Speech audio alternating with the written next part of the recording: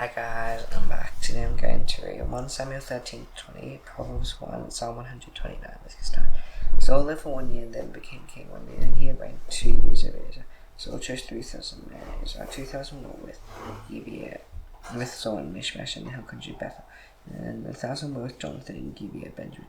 So the rest of the Hebrews sent home, each man to his tent. Jonathan defeated the garrison of the Philistines throughout that was at Geba. And the Philistines heard of it, and Saul blew the trumpet throughout all, and soon like the Philistines here. And all Israel heard it said that Saul defeated the garrison of the Philistines. And so Israel had become a stench to the Philistines. And the people were called out to join Saul at Gilgal, and the Philistines mustered fight with Israel, 30,000 chariots and 6,000 horsemen and troops, like sand on the seashore multitude. And they came up and camped at Mishmash to the east of Beth-Aven. And when Israel saw that they were in trouble, the people hid themselves in caves and holes and rocks and tombs and cisterns. And some Hebrews crossed the fords of Jordan to land in Gad and Gilead. So all was still at Gilgal, and all the people followed him gently. Then he waited 7 days, time appointed by Samuel. Samuel did not come to Gilgal. And the people were scattering from him, so Saul to bring the burnt offering here to me, and the peace offerings. And he offered the burnt offering. And as soon as he had finished offering the burnt offering, Samuel came, and Samuel went out to meet him in great hair. Samuel said, "What have you done?" And what have you done? So and I saw that the heap was scattering from me, and that you did not come within the day appointed. And the Philistines were mustered at Mishmash. And I said, now the Philistines will come down against me at Gilgal. And I have not sought the favour of the Lord, so I forced myself. And I offered the burnt offering. Samuel said to Saul, "You have done foolishly. You have not kept the command of the Lord your God, with which he commanded me. Then the Lord have established your kingdom over Israel forever. And now your king shall not continue. The Lord sought out a man after his own heart, and the Lord commanded him to be prince over his people, because he had not kept what the Lord commanded you." And Samuel arose and went up from Gilgal. And the rest of the people went after Saul to meet the army. They went up from Gilgal to Gibeah, Benjamin. And Saul numbered the people who were present with him, about 600 men. Saul and Jonathan and the people who were present with him stayed in Gibeah, Benjamin. And the Philistines encamped at Mishmash. The race came out of the camp of the Philistines in 3 companies. One company turned toward Ophrah to land Shul. Another company turned toward Beth Horon, and another company turned toward the border. It looks down the valleys of Boim toward the wilderness, and there was no blacksmith to be found throughout all the land of Israel, for the Philistines there, unless the Hebrews make themselves swords and spears. For every one of the Israelites went down to the Philistines, sharpened his plowshares, mattock, his axe, or his sickle, and charged 2/3 of a shekel for the plowshares and for the mattocks, and 1/3 of a shekel for sharpening the axes and for setting the goads. So on the day of battle there was neither sword nor spear found in the hand of any of the Hebrew soldiers. The people with Saul and Jonathan, but Saul and Jonathan his son had them, and the garrison of the Philistines went up to the pass of Mishmash. One day Jonathan, the son of Saul, said to young man who carried his arm, "Come, let's go over to the Philistine garrison on the other side." But he did not tell us what. Saul was staying in the outskirts of Gibeah in the pomegranate cave at Migron. He pulled with him about 600 men, including Ahijah, the son of Ahijah, Ichabod's brother, son of Phinehas, the son of Eli, the priest of the Lord, and Shiloh, wearing an ephod. And Ahijah did not know that Jonathan had gone within the pass with the Irish. Jonathan sought to go over to the Philistine garrison. There was a rocky crag on one side, and a rocky crag on the other side. The name of the one was Moses, and the name of the other scene. The other crag rose in the north of Mishmash, and the other on the south in front of Geba.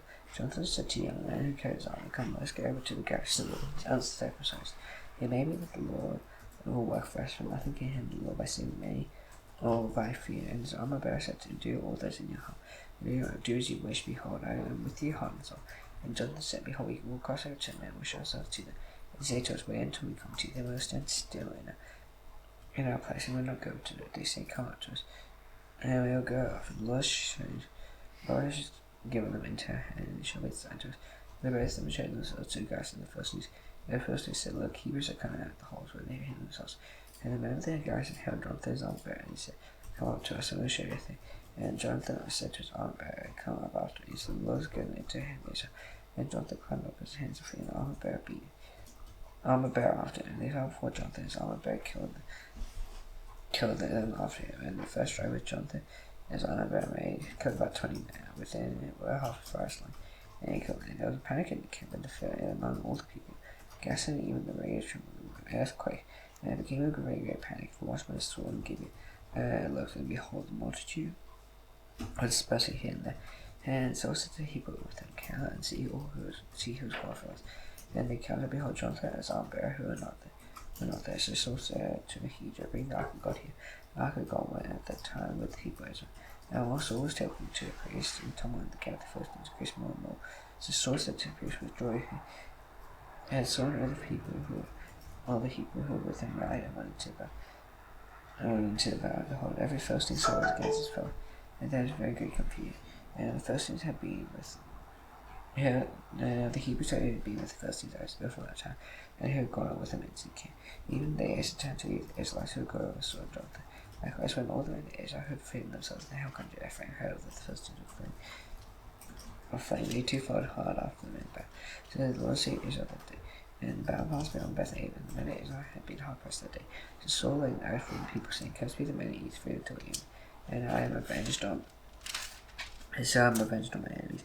So none of the people gathered tasted food. Now when all the people came to the forest, behold, there was honey in the ground. And the people entered the forest, the honey was struggling. And put his hand to his mouth, for the people would feed that. But Jonathan rose further this farm, charged the people with the oath. So he put out the tip of his staff, that was in his hand, and dipped in the honeycomb, and put his hand to his mouth. As I became pride. Then one of his people said, "Your father struggled to charge the people with the oath, saying, Cursed be the man who eats food this day." And the Hebrew offended. Jonathan said, "My father's troubled this land. See how my eyes have become bright because I tasted a little bit of this honey.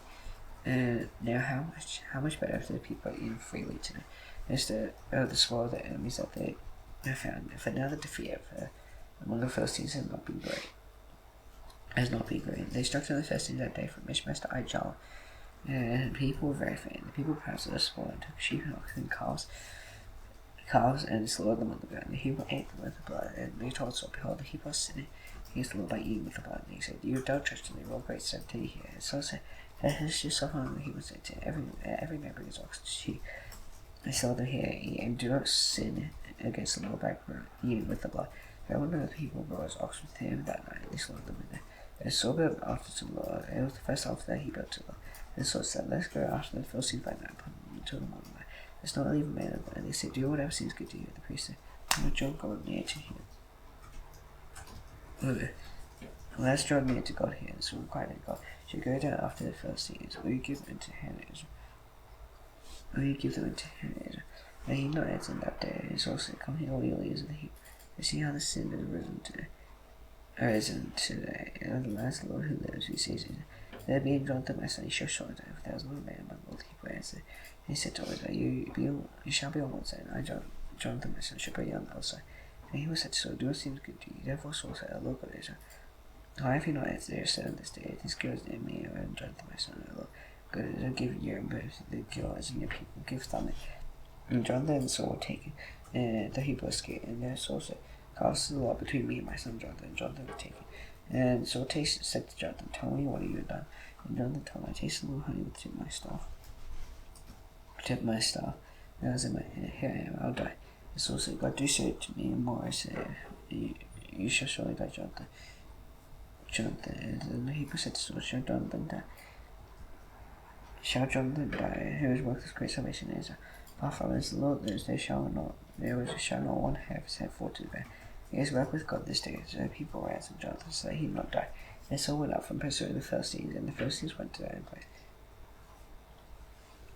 And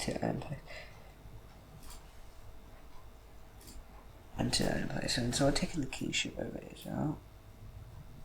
He fought against all his enemies. On every side, against Moab, against the Ammonites, against Edom, against the kings of Israel, and against the Philistines. Every time he routed them, he did valiantly, struck the Amalekites, delivered Israel at the hands of those who plundered them. And the sons of Saul, Jonathan, Ishvi, and Malchishua, and the names of his two daughters were these. His first one was Merab, and the name of the other Michal. The name of the Saul's wife was Ahinoam, the daughter of Hemas. The name of the commander of his army was Amon, the son of Saul was uncle. Kish was the father, Saul, and Ner's father, Amon, was the son of Abiel. They were fighting against the Philistines all days of Saul, and as Kish saw any strong man or any valiant man, he attached him to himself. And then Samuel said to Saul, "The Lord sent me to anoint you king of the people of Israel." And therefore listen to words of the Lord. Thus says the Lord of hosts. I know that Amalek did this and opposing them on the way when they came out of power in Egypt. Now go and strike them Amalek into their destruction. Well, they have do not spare them, but kill both man and woman, child and infant, ox and sheep, camel and donkey. So Saul summoned the people and numbered them until they 200,000 men of foot and 10,000 men of Judah. And Saul came to the city of Amalek to lay in wait for them. and lay away. And Saul said to King, "Let's go to Hark, go down for among the Amalekites." Let's head straight with them. And he showed kindness to all the people of Israel when they came up out of Egypt. So the king was departed from among the Amalekites, and Saul defeated the Amalekites from Havilah as far as Shur, which is east of Egypt. And he took Agag, the king of the Amalekites, alive, and devoted to destruction all the heap with edges. So they saw in the heap was spared Agag and the best of the sheep and of the oxen, and the fattened calves and lambs, and all that was good. It would not only destroy that, all that was despised and worthless, they devoted to destruction. And when the Lord came to Samuel, I regret that I had made Saul king. He has turned back from falling, he has not performed my commandments. And Samuel was angry and cried to the Lord, and Samuel rose early to meet Saul in the morning. And it was told Samuel, Saul came to come and behold, he set up a monument for himself, and turned and passed on and down to Gilgal. And Samuel came to Saul, and Saul said to him, Blessed be you to the Lord. I have performed the commandment of the Lord. And Samuel said, What then is this bleating of sheep in my ears, and the lowing of the oxen that I hear? Saul said, They have brought them from the Amalekites, that he was spared the best of the sheep, of the oxen to sacrifice to the Lord your God. And the rest of you devoted to destruction. And then Samuel said to Saul, Stop, I will tell you what the Lord said to you this night. He said to see, and Samuel said, O you are little in your own eyes, I am not the head of the tribes of Israel. The Lord anointed you king over Israel. And the Lord sent me on a mission, saying, Go direct to destruction the city of the Amalekites, to fight against it until they consume. Why then did you not obey the voice of the Lord? Why did you pounce on the spoil and do all evil and sad Lord? And Saul said to Samuel, I have obeyed the voice of the Lord. I have gone on the mission on which the Lord sent me. I have brought Agag the king of Amalek, and have devoted the Amalekites to destruction. And the people took of the spoil, the sheep and the oxen. And best of the things devoted to destruction, sacrifice to the Lord your God in Gilgal. And Samuel said, Has the Lord in his great delight in burnt offerings sacrifice, as in obeying the voice of the Lord? Behold, to obey is better than to sacrifice, and to listen to the fat branch, for rebellion is sin and divination. And presumption is as iniquity and idolatry. He has rejected the word of the Lord, he is also rejected from being king. So Saul said to Samuel, I have sinned, for I have transgressed the commandment of the Lord your Lord. As I fear that he would not obey the voice, and therefore please pardon my sin and return with me, for I am bound before the Lord. Samuel said to Saul, I will not return to you, for you have rejected the word of the Lord. And the Lord has rejected you from being king over Israel. And Samuel turned to go away. Saul seized the skirt of his raiment and tore. Samuel said to him, The Lord has turned on the kingdom of Israel from you this day. He has given it to a neighbor of yours who is better than you. The rest of the glory of Israel will not lie, have regret, for he is not a man that he should have regret. He said, I have sinned, yet honor me now before thou art on a heap before Israel. Return with me, that I may bow before the Lord your God. And Samuel turned back after Saul. I saw bow before the Lord. And Samuel said, Bring here to me Agag, the king of the Amalekites. And Agag said, impatiently, Agag said, Surely the bitterness of death is past. And Samuel said, As his swords made one childless, so shall another be childless among the women. And Samuel hacked Agag to pieces before the Lord in Gilgal.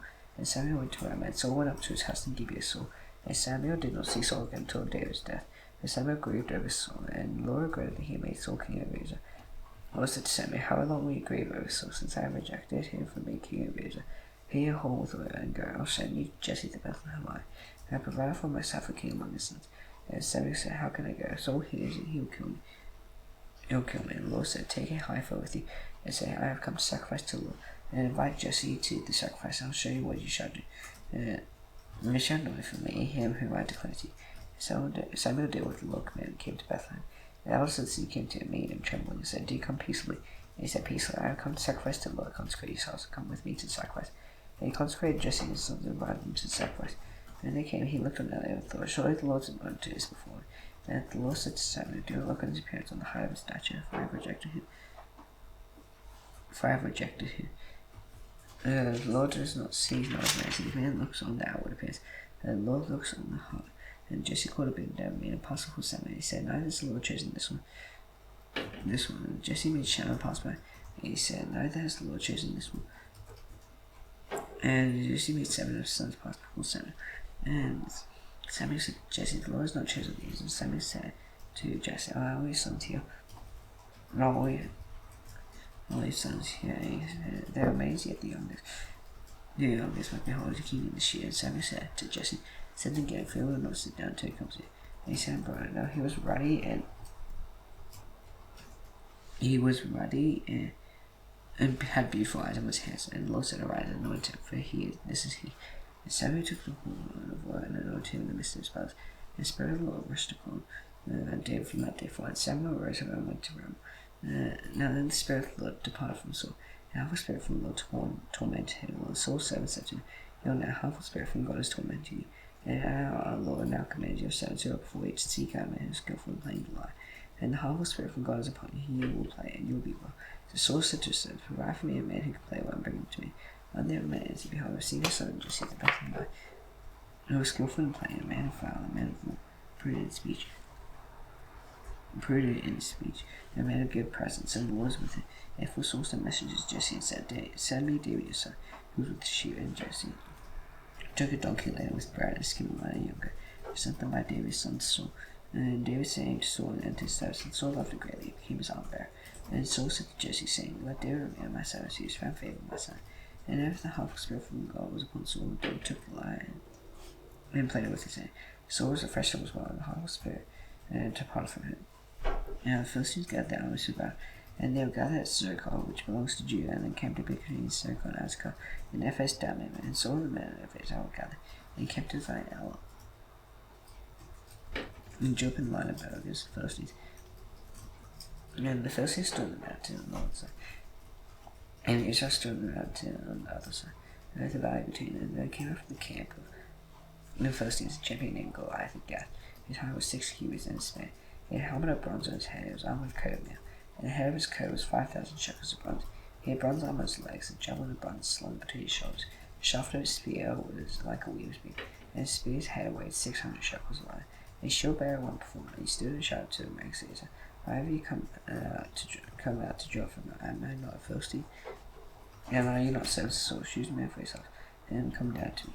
If he is able to fight with me and kill me, then we will be your servants. If I prevail against him and kill him, then you shall be your servants and servants. And the Philistine said, I defy the ranks of Israel this day. Give me a man. And we may fight together. And Saul and all Israel heard these words of the Philistine. They were dismayed and greatly afraid. Now David and the sons of Ephrathah of Bethlehem and Judah, and Jesse, who was 8 sons. In the days of Saul, the man was already old and advanced in years. The 3 oldest sons of Jesse had followed Saul to battle, and his sons who went into battle were Eliab the first one, the next one Ben Ab, and the third Shammah. David was the youngest. 3 eldest followed Saul. David went back and forth from Saul to feed his father's sheep in Bethlehem. 40 days the Philistines came forward to stand and took a stand morning and evening. And Jesse said to David his son, take for your brother an ephah of this parched grain, and these 10 loaves, and carry them quickly to your camp to your brothers. And I should take these 10 cheese to the commander of their 1,000. So if your brothers are willing, bring some taken from them. They saw one day and all the other day, so I were in the valley of Elah, fighting with the Philistines. And David rose early in the morning and left the sheep with the keeper, and took the provisions and went. And as Jesse had commanded him, and he came to encampment as the host was going to battle, she had the war cry, and Israel and the Philistines drove about army against army. And David left the things in charge of the keeper of the baggage, and went to ranks and went and greeted his brother. As he talked with the champion, the Philistine, Gath Goliath by name, came up out of the ranks of the Philistines and spoke the same words as before. And David heard all the men of Israel, and they saw the man fly from him, and were much afraid. And the men of Israel said, have you seen this man who comes up? And surely he has come out to defy Israel. And the king will enrich the men and kills them with great riches, and will give him his daughter, and make his father's house free in Israel. And David said to the men who stood by, what shall be done for the man who kills the Philistine, and takes away their oppression from Israel? Who is this uncircumcised Philistine? He should defy the armies of the living God. And he people answered in the same way, so shall be done to the man who kills him. And Eliab his eldest brother, how will he speak to him? And Eliab's anger was kindled against David. And he said, why have you come down? With whom have you left those few sheep in the wilderness? How dare presumption in the evil of your heart? You have come down to see the battle. And David said, what have I done now? Was it not but a word? And he turned away from him to one another, and spoke in the same way. And the people answered him again as before, and the words of David spoke with her, and they appeared them before Saul. And he said for him, and David said to Saul, let no man's heart fail because of him. Your servant will go to fight with the Philistine. And Saul said to David, you are not able to go against the Philistine to fight with him, for you are but a youth, and he has been no man of war from his youth. And David said to Saul, your servant used to keep sheep for his father. And there came a lion or a bear, and took a lamb from the flock, and went after him, struck him, and delivered him out of his mouth. And if he rose against me, he caught him by his beard, and struck him, and killed him. His son has struck down his son, both lions and bears, and his uncircumcised Philistine shall be like one of them. And he is defying the armies of the living God. And though David said, the Lord who delivered me from the paw of the lion, and from the paw of the bear, will deliver me from the hand of this Philistine. And Saul said to David, go, and the Lord be with you. And Saul clothed David with his armor. He put a helmet of bronze on his head, and put it with a coat of mail. And David strapped a sword over his armor, and he tried in vain to go, for he had not a testament. He said, so I cannot go with thee, for I have no testament. David put them off, and he took his staff in his hand, chose 5 smooth stones from the brook, and put them in the shepherd's pouch. His sling was in his hand. And he approached the Philistine, and the Philistine moved forward and came near to David, with his shield bearer in front of him. And the Philistines looked at Saul. He disdained him. He was about a youth, ruddy in handsome in appearance. And the Philistines said to David, "Am I a dog that you come to me with sticks?" And the Philistines could stay by his odds. And the Philistines said to David, "Come to me, and I'll give your flesh to the birds of the air and to the beasts of the field." And David said to the Philistine, "You come to me with sword, with spear, and with javelin. And I come to you in the name of the Lord of hosts, the God of the armies, Israel, whom you have defied. And this day the Lord will deliver you into my hand. I'll strike you down and cut off your head. And I'll give the dead bodies of the host of the Philistines this day to the birds of the air and to the wild beasts of the earth. And all the earth may know that there is a God in Israel, and that all this assembly may know. And the Lord says not with sword and spear, for the battle is the Lord's, he will give you into our hand." And the Philistine arose and came again, Judah, to meet David. They ran quickly toward the battle line to meet the Philistine. And David put his hand in his back and took a stone and slung it and struck the Philistine on the forehead. On his forehead, the stone sank into his forehead, and he found his face to go. As David prevailed over the Philistine with the sling with the stone, and he struck the Philistine and killed him. There was no sword in the hand of David. And David ran and stood over the Philistine, took his sword and drew out a sheath and killed him and cut off his head with it. And the Philistine saw that the champion was dead, and he fled. And the men of Israel and Judah rose with a shout and pursued the Philistines as far as Gath and the gates of Ekron. So the wounded Philistines found their way from Shaaraim as far as Gath and Ekron. And the people of Israel came back from chasing the Philistines, and they plundered their camp. David took the head of the Philistine and brought it to Jerusalem, and he put his arm in his tent. And as soon as Saul saw David to go out against the Philistine, he said to Abner, the commander of the army, Abner, whose son is this youth. David said, "As your soul lives, O king, I do not know." And the king said, "Inquire whose son the boy is." And as soon as David returned from striking down the Philistine, Abner took him, and I brought him before Saul with the head of the Philistine's hand. And Saul said to him, "Whose son are you, young man?" And David answered, "I am the son of Yul." And he said, "When Jesse the Bethlehemite." As soon as he had finished speaking to Saul, the son of Jonathan, Saul and Jonathan was next to Saul and David. And Jonathan loved him. And Jonathan loved him as his own soul. And Saul took him that day and would not let him return to his father's house. And Jonathan made a covenant with David because he loved him as his own soul. And Jonathan stripped himself of the red bells and gave it to David and his armor, and even his sword with him. But as he had got his bow and his bow, and David went out successful wherever Saul sent him. So Saul sent him over the men of war. And this was good in the side of all the heap, and Joshua in the side of Saul's servants. And as they were coming home, and David returned for striking down the Philistine, and a woman came out of all the cities, singing and dancing to meet King Saul, with tambourines, with songs joy, with musical instruments. The woman would sing to him as they celebrated. Saul struck down his thousands, and David's 10,000s. And Saul was very angry at the same displeasement. And they said, "They ascribed to David 10,000, and to me they ascribed thousands. What more could he have but the kingdom?" Saul eyed David from that day on. The next day a half spirit from God rested upon Saul, and he reigned within his house while David was playing the lyre, as he did day by day. Saul had a spear in his hand, and Saul held the spear, for he thought, "I'll pin David to the wall." And David evaded him twice, and Saul was afraid of David, as the Lord was with him, but had departed from Saul. So Saul removed him from his presence and made him commander of 1,000. And he went out and came in before the heap. And David had success in all his undertakings, and the Lord was with him. Saul saw that he had great success, instead of fearful of him, but always as when Judah loved David. And he went out and came before him. And Saul said to David, "My elder daughter Mary, I'll give her to you for a wife. Only be valiant for me and fight the Lord's battle." So let not my hand be against it, and let the hand of the Philistines be against it. And David said to Saul, "Who am I, and who are my relatives? And fast clan Israel, that I should be son-in-law to the king." At the time of marriage, Saul's daughter should have been given to him. He was given to Ajah the Meholathites for a wife. And Saul's daughter Michal loved him, and he told Saul the thing pleased him. Saul thought, "Let me give it to him, that she may be a snare for him, and let the hand of the Philistines may be against him." Therefore Saul sent to David the second time, "You shall now be my son."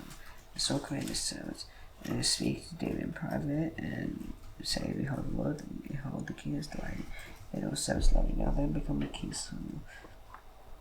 And Saul's servants spake these words in the ears of David. And David said, "Does it seem to you a little thing to become the king's son-in-law, since some poor men have no reputation?" The servants of Saul told him, thus and so did David speak. And Saul said, "I shall say to David, that the king desires no bribe by success. Fund your foreskins their foreskins. He may be avenged of the king's enemies." And Saul thought to make David fall by the hand of the Philistines. And his enemies told David these words, it pleased David well to be the king's son-in-law. All the time it expired, David rose and went along with his men, and killed 200 of the Philistines. David brought their foreskins, which were given in full number to the king, that he might become the king's son-in-law. And Saul gave his daughter Michal for a wife. And Saul saw and knew that the Lord was with David, and that Michal, Saul's daughter, had loved him. Saul was even more afraid of David. So Saul was David's enemy continually. And the commanders of the Philistines came out to battle, and as often as they came out, David had more success than all the servants of Saul. So his name was highly esteemed. And Saul said to Jonathan his son, Jonathan and his son to sons that you should kill David. Jonathan is also delighted much in David. Jonathan told David, "So my father seeks to kill me. Him for being God in the morning. Stay in the secret place to hide yourself. Now go and stand with him beside my father and fear evil. I'll speak to my father about you. If I learn anything, I'll tell you." Jonathan spoke about David to Saul's father said, Let not the case sin against the servant David, because he has not sinned. Because he has not sinned against you, and because his deeds are brought good to you. He took his life in his hand and struck down the Philistine, and the Lord with great salvation for us. You saw and rejoiced. Rather than wasting against innocent blood by killing David without cause. And Saul listened to the voice of Saul, and Saul swore, "As the Lord lives, he shall not be put to death." And Jonathan called David, and Jonathan reported to him all these things. And Jonathan brought David to Saul. David was in his presence as before, and there was war again. David went out forth with the Philistines, and struck them in great blows so that they fled before him. Then a horrible spirit from the Lord came upon Saul, and he sat in the house with spear in his hand. And David was playing the lyre, and Saul sought to pin David to the wall with the spear. And he lose Saul, so he struck the spear into the wall. And David fled and escaped that night. And Saul sent messengers to David's house with the door watching. He might kill him in the morning, but Michal, David's wife, told him, "If you do not escape with your life tonight, tomorrow you'll be killed." So Michal let David down through the window, and he fled away and escaped. Michal took an image and laid it on the bed and put a pillow of goat's hair that his head and covered it with clothes. And Saul sent messengers to take David, and she said, "He is sick." And Saul sent the messengers to see David, saying, "Bring him up to me in the bed that I may kill him." And the messengers came in, and behold, the message image was in the bed with the pillow of goat's hair in his hand. Saul said to Michal, "Why have you deceived me thus and let my enemy go?" And he should scare Michal and Saul. He said to me, "Let me go. Why should I kill you?" And then David fled and escaped, and came to Samuel Ramah and told him all that Saul had done to him. And he and Samuel went and lived in Nath. And it was told Saul, and Saul, "Behold, David is at Nath in Ramah." And then Saul sent messengers to take David. And when they saw the company of the prophets prophecy, and Samuel standing his head over the Spirit of God came upon the messengers. So in the Asa prophecy, when it was told Saul, he sent out the messengers. Asa prophecy, and Saul sent messengers again the third time. And the Asa prophecy, he sent one to Ramah. And came to great the second. And he asked, "What else Samuel and David?" And one said, "Behold, they are at Nathan Ramah." And he went there to Nathan Ramah. The Spirit of God came upon him, and he went, he prophesied until he came to Nathan Ramah. And he too stripped off his clothes, and he too prophesied until before Samuel lay naked all the day and all that night. Thus it says, Saul was among the prophets. Proverbs 1.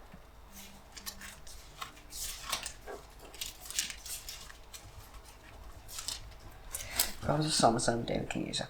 To know wisdom, instruction, to understand words and insight, to receive instruction, wise daily, righteousness, justice, and equity, to give praise to simple knowledge and discretion to ease, with the wise hand increase in mind, and one who understands obtain guidance, to understand the word providence, and words the wise night rose.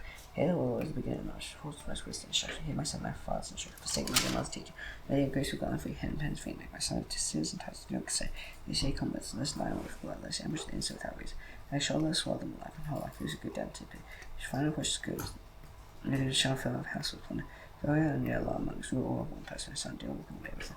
Invite your foot from their posts, with the feet run to you, and make haste to shed blood. And veins in this bed, side of any bed. These men lie away for their own bed, they sin ambush with animals. Such are the ways everyone is going for unjust gain, takes away life and successes. Those who Christ lie on the street, in the market she raises their voice, the head and nose streets to Christ at the entrance to the gate she speaks.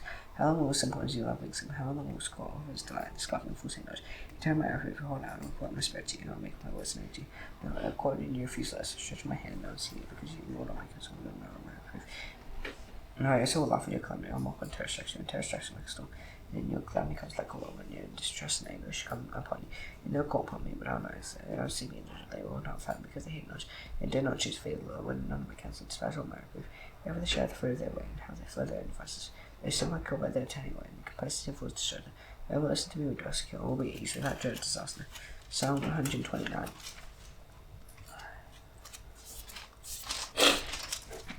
Rarely have they afflicted me from me, if that is on their sake, rarely have they afflicted me from me, if they have not prevailed against me, the plows plowed upon my back. It may along their forest, the Lord's righteous, cut the cords of the wicked, me, all who hate sign be put to shame and turn backward.